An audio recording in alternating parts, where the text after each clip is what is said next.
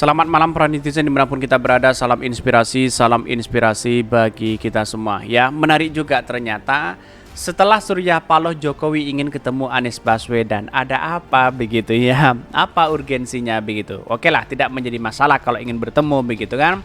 Apakah sudah tahu kemenangan ini adalah kemenangan Anies Baswedan ya? Apakah ini main tiga kaki begitu kan? Setelah mengkritik habis-habisan Anies Baswedan sana sini begitu kan, tiba-tiba ya mau ketemu dengan Anies Baswedan. Ada apa begitu kan? Ini yang mesti dipertanyakan oleh masyarakat Indonesia begitu kan? Kenapa begitu? Pertanyaannya kenapa begitu? Artinya apakah ada kepanikan kepada Pak Jokowi atau ada ketakutan besar setelah lengser begitu ya? Banyak sekali ya pro dan kontra begitu kan ya. Karena yang namanya politik itu kan dinamis, bertemu dengan siapapun kan tidak menjadi masalah begitu ya. Tetapi mari kita baca terlebih dahulu komentar-komentar netizen seperti ini. Ini ya komentar-komentar dari netizen ya. Bertemu dengan Surya Paloh, Jokowi coba rangkul Anies ya, dan makin menjauh dari Megawati. Benarkah seperti itu begitu kan? Apakah Megawati tidak sakit hati terhadap pertemuan-pertemuan seperti ini begitu ya? Apakah justru Surya Paloh akan mundur menjadi promotor Abi Anies Baswedan ya, yang juga dikuatkan partai sebelah yang tidak mau tenggelam ya 2 periode lagi. Siapa mereka begitu? Saya kira partai Nasdem tidak berpengaruh seperti itu begitu kan. Surya Paloh bukan tipe orang yang gampang mundur. Terbukti dia beberapa kali melawan Jokowi. Pertemuan tersebut adalah inisiatif Jokowi dan Surya Paloh justru menjajaki ya apa rencana Jokowi, makanya dia berkenan datang diundang ke istana ya. Jawaban-jawaban Surya Paloh ke Jokowi semuanya normatif dan sekedar diplomasi. Betul begitu kan? Pak Jokowi menanyakan siapa cawapres Anies Baswedan. Ini kan kepo begitu ya. Jadi persoalan-persoalan inilah politik agak dinamis begitu kan. Bisa saja ya di akhir nanti Pak Jokowi mendukung Anies Baswedan, bisa saja begitu kan ya. Karena persoalan-persoalan politik kan kita dinamis begitu kan. Ya sekarang itu walaupun PDIP sekarang sudah mulai agak gimana begitu kan ya. Apakah pertemuan ini pasti PDIP menanyakan gimana pertemuannya begitu ya. Strategi politik yang elegan, jangan publikasi ke tengah-tengah publik siapa cawapresnya sebelum mendekati batas pendaftaran, namun teliti lebih dalam ya. Lagi kapasitas dan kondisi kekinian baca pres yang akan mendampingi Anies Baswedan. Hati-hati terhadap petugas partai yang sekaligus merangkap sebagai tim sukses. Jangan sampai terbuai dengan bisikan setan ya atau tipu muslihat. Karena spesialis setan adalah berdusta dan menyesatkan ya. Kata Pak Surya Paloh, musuh kita bersama yaitu adalah musuh terbesar itu adalah orang-orang yang munafik begitu ya. Nggak perlu ingat perlakuan Mo bro ya terhadap Pak Anies ya. Kita nggak dendam, cuman kami ingat ya perlakukanmu ya, perlakuanmu. Manusia yang membantumu menjadi capres dan berjuang berjuang denganmu. Ingat bro, berlakuanmu, kelakuanmu. Ini banyak sekali pro dan kontra begitu. Artinya selama ini Pak Jokowi itu kenapa tidak bisa mereshuffle ya 2 partai Nasdem itu. Ingin setara mereka begitu ya. Ingin dicap sebagai presiden yang kemudian punya kebebasan ya, punya hak kepentingan ya, punya hak kerjasama di situ begitu. Tapi sudah kelihatan begitu ya. Karena suatu saat nanti Pak Jokowi itu pasti membutuhkan partai Nasdem. Mengapa saya katakan seperti ini? Karena anak-anak Pak Jokowi, terus kemudian menantu Pak Jokowi ya, dia berkiprah dalam dunia politik begitu kan. Kalau bukan ke partai Nasdem siapa lagi begitu kan? Kan begitu logikanya begitu. Artinya selama ini sangat disayangkan Pak Jokowi bisa seperti itu begitu ya. Sepertinya Presiden Jokowi akan menggunakan jurus terakhirnya yang merangkul Pak Anies agar keluarga Jokowi aman setelah lengser nanti. Ingat Pak, kami tidak akan kompromi untuk kejahatan. Bisa saja begitu kan ya. Atas dosa-dosa Pak Jokowi selama ini begitu kan bisa saja begitu. Ingat Pak, partai Anda dibohongi selama kurang lebih 10 tahun terakhir. Elit Anda hanya dijadikan bumper untuk membersihkan ya namanya. Bisa saja begitu kan, karena persoalan-persoalan politik kan dinamis begitu. Tapi mari kita baca terlebih dahulu beritanya seperti ini. Beritanya ini menarik begitu kan. Setelah Surya Paloh, Jokowi ingin bertemu dengan Anies Baswedan. Untuk apa begitu? Kalau sekedar ketemu silahkan begitu. Ini ditulis oleh Yusuf Blegur ya. Menyambung pertemuan Presiden Joko Widodo dan Ketua Umum Partai Nasdem Surya Paloh di negara istana mengusik siapa bakal calon wakil presiden dari Anies Baswedan ya. Bertanya-tanya begitu ya. Jokowi ingin ketemu Anies.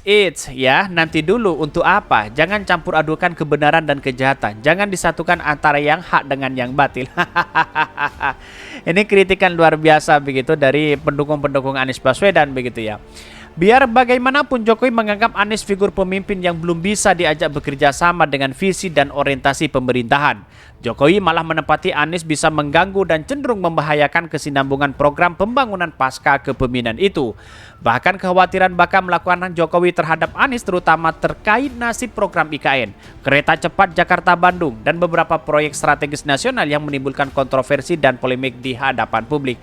Betul begitu kan? Jadi artinya apa? Artinya selama ini bisa saja begitu Pak Jokowi punya kepanikan luar biasa, ketakutan luar biasa begitu ya.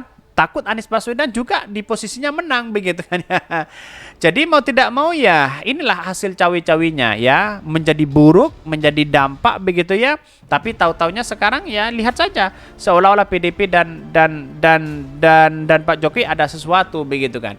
Di internal PDP saja sudah sejak solid begitu ya.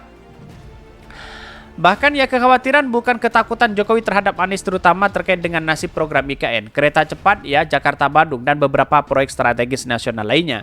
Selain itu masalah penggunaan fisik dan jauh lebih dihitung dari diantisipasi Jokowi ialah beberapa kemungkinan skandal proyek yang beraroma KKN, baik di jajaran pemerintah maupun di kalangan keluarganya.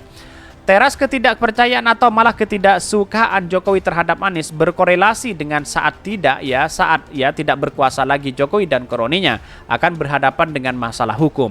Pertimbangan Jokowi dalam aspek itu bisa dianggap wajar dan menjadi masalah serius karena bukan hanya kasus KKN. Rezim kekuasaan di bawah pemerintah Jokowi rentan terhadap dengan pertanggungjawaban masalah pelanggaran berat HAM, pembajakan konstitusi dan mengebiri demokrasi. Bisa saja begitu kan. Sekarang coba lihat di KPK sepekan yang lalu begitu ada berita asusila, ada berita pungli, ada berita korupsi dan sebagainya begitu kan. Itu sebagai bentuk pertanggungan Pak Jokowi bahwa Pak Jokowi itu lemah di situ begitu kan. Kalau Pak Jokowi hebat, kalau Pak Jokowi tidak lemah seharusnya kan sudah memerintahkan KPK di situ, pecat Firly Bahuri begitu kan.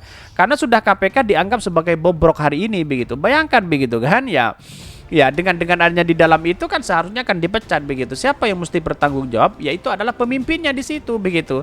Jadi sangat disayangkan sekali begitu ya Pak Jokowi tidak bisa memecat Firly Bahuri karena ada sesuatu yang kemudian ya di KPK hari ini. Bagaimana cara membersihkan KPK hari ini? Saya kira masih seperti itu begitu ya, masih kotor begitu ya. Karena masyarakat sudah tidak percaya lagi begitu ya dengan adanya kasus-kasus seperti itu. Beberapa hal tersebut memaksa Jokowi diantaranya harus ikut cawe-cawe Pilpres di 2024. Disinyalir berupaya menjegal dan melakukan kriminalisasi Anies yang dianggap capres paling kuat didukung rakyat begitu ya. Di satu sisi Anies kian tidak terbendung sekaligus membahayakan kepentingan Jokowi dan kroninya serta oligarki yang kadung melakukan investasi besar-besaran yang syarat watak kolonial dan imperium ya. Bahkan Jokowi dinilai publik sebagai boneka oligarki, ya tentunya harus membela mati-matian kepentingan oligarki dan keselamatan ia sendiri, keluarga serta kroni-kroni sekelilingnya. Di pinggiran catatan ya, labeling kritis dan terulang kesadaran perlawanan. Ini dari penulis dari Ketua Umum Baronis Relawan Bro Anies Baswedan ya. Sangat luar biasa begitu ya tulisannya begitu. Ini menarik begitu ya.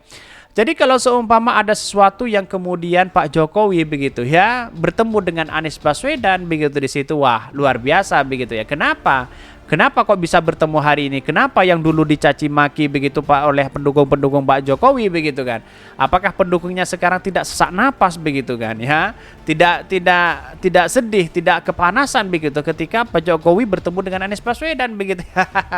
Ya para buzzer di sini sudah mulai kecewa di situ begitu. Tetapi inilah politik dinamis begitu ya. Mungkin itu yang kami sampaikan. Tonton terus channel Khodari Podcast Rakyat ini kan ada berita-berita menarik dan viral setiap harinya. Salam para netizen, salam inspirasi bagi kita semua. Jangan lupa ya di subscribe channel YouTube Khodari Podcast Rakyat ini.